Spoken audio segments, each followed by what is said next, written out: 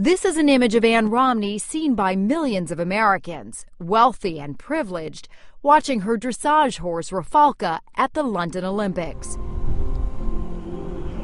200 miles away, though, I saw something different.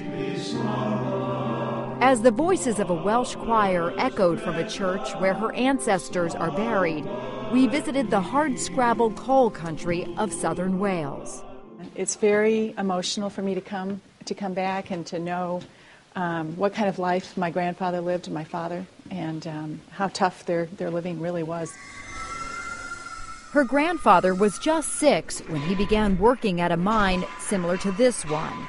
Her father, Edward Davies, grew up here too before emigrating as a teenager to America, where he made a fortune as an engineer and businessman. Those family traits, both toughness and ambition, were very evident when I sat down with Anne Romney and we talked about her role in the campaign.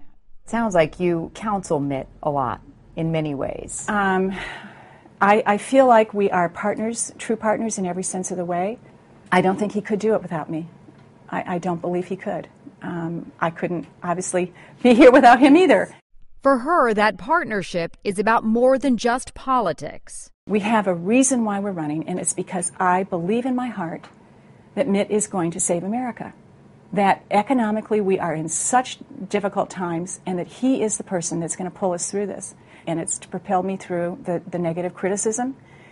And I am stalwart and steadfast and positive and confident that still to this day, Mitt is the person that's going to save America, and he's going to get us back on track. 15-year-old Ann Davies met 18-year-old Mitt Romney at a party in suburban Detroit in 1965.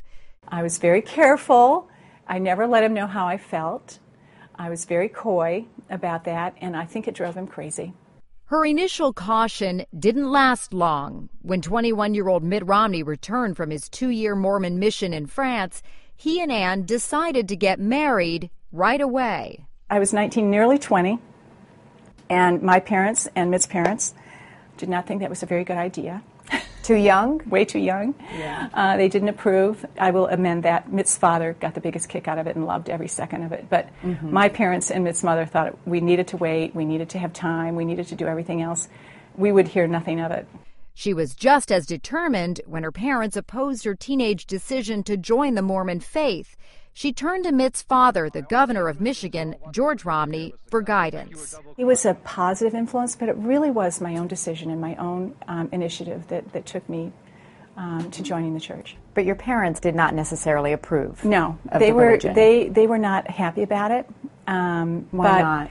I think maybe their concern was I was doing this for Mitt or for some other reason.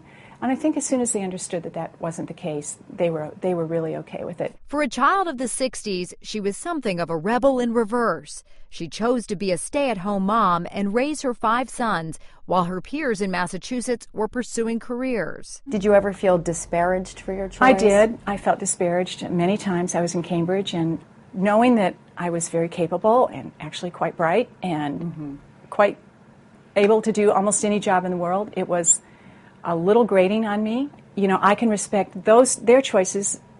They needed to respect mine. Her resolve would be tested during her first turn in the political spotlight when Mitt Romney ran unsuccessfully for the U.S. Senate against Ted Kennedy in 1994. There was an article in the Boston Globe, a profile from that time. It painted you as something of a Stepford wife, as sort of having this very privileged life, being naive.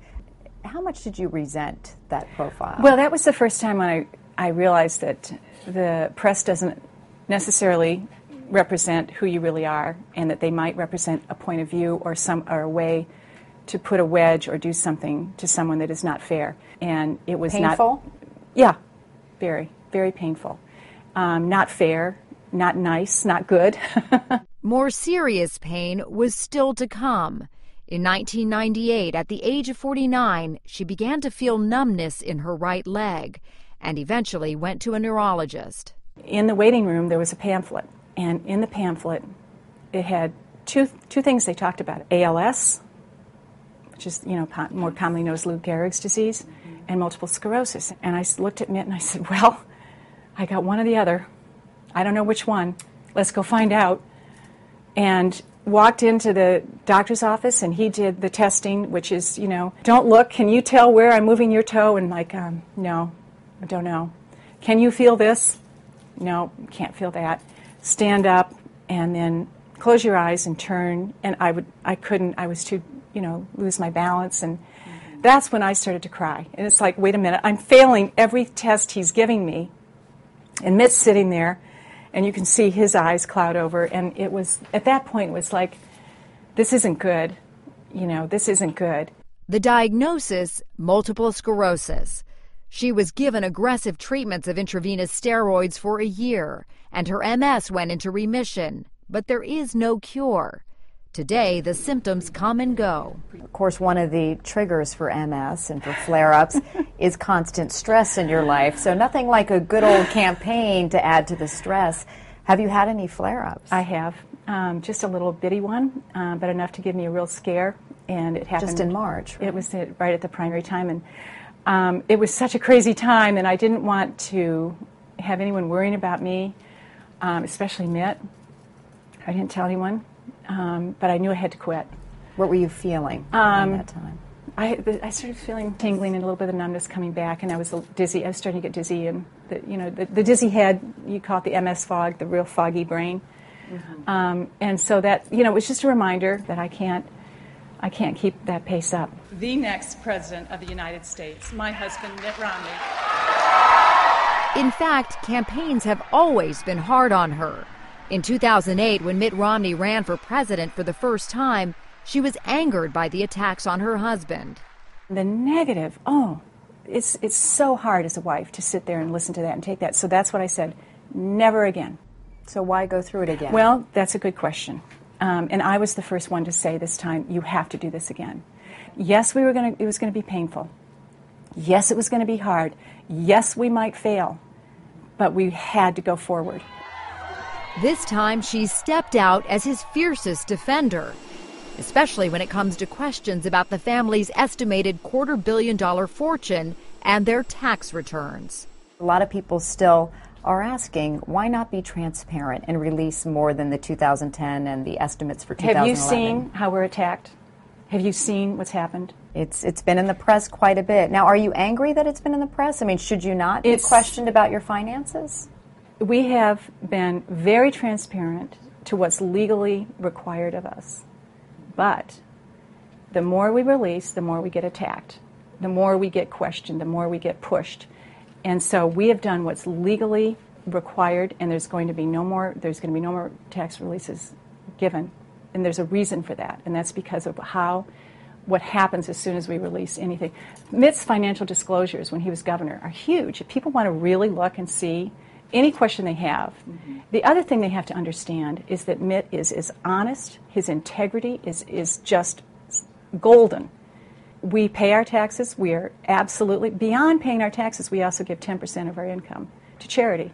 So, we have no issues that way, and the only reason we don't disclose anymore is, we're just become a bigger target.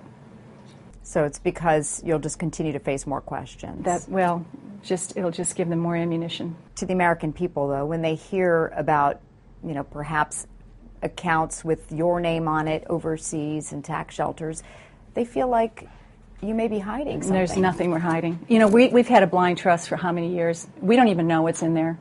It's been managed by a blind trust since before Mitt was governor, 2002 forward. And so, I'll be curious to see what's in there, too.